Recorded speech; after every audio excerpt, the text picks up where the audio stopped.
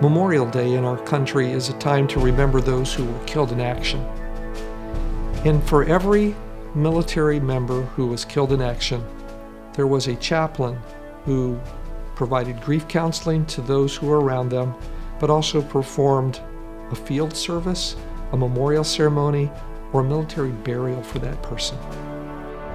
The Eagle Commission exists to keep our chaplains and their families connected with our fellowship.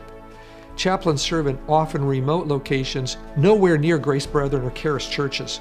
And so the Eagle Commission is a bridge to help our chaplains and our churches stay connected. One of the greatest things about the American Army is how much we do to honor our own when they fall. We live in a country that I think all realize that freedom isn't free. That someone sacrificed, and in the case of Memorial Day, sacrificed their life so that we can enjoy our freedoms as Americans. And what I think is the most important, which we often forget, is freedom of religion.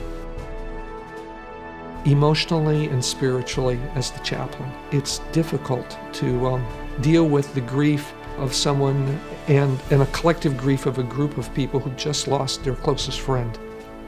Someone who was their battle buddy, who slept next to them in the bunk next to them, who was on the vehicle with them. At this point, I'd been on active duty a total of 30 days. Start off my day like normal, visiting the soldiers where they work, just chatting them up, see what's going on in their world, kind of helping them just get through another deployment in Iraq where it's hot and it's miserable. Then one of our convoys came in, and I already heard over the radio that they had lost one of their own. Truck 3 is down, truck 3 is down.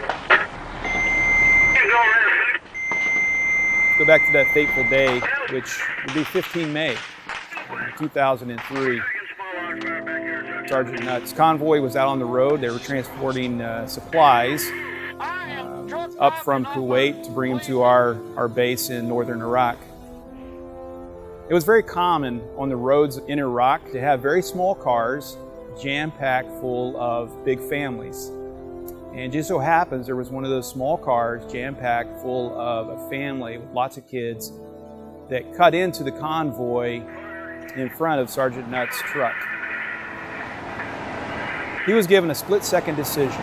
The big truck that he was driving would no doubt have completely destroyed that vehicle, and very likely it would have killed everyone in it. But in that split second, David Nutt chose to not do that. Instead, he veered his truck hard to the left and he hit the median and flipped. And when he did so, he came out of the vehicle and the vehicle crushed him.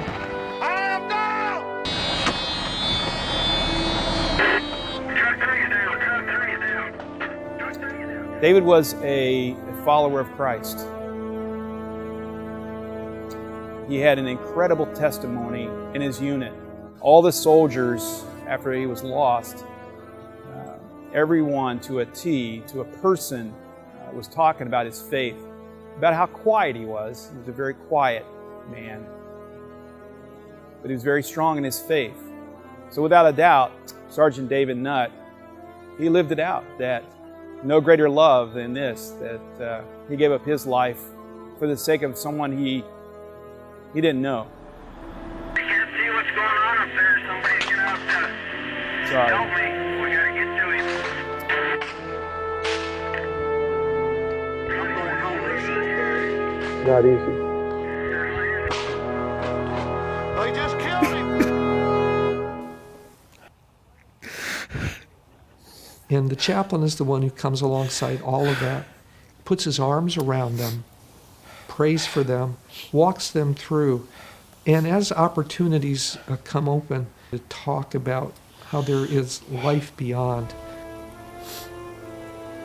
that's what we're called to do under some of the most difficult circumstances. So this Memorial Day, I'd ask you to remember to pray for your chaplains.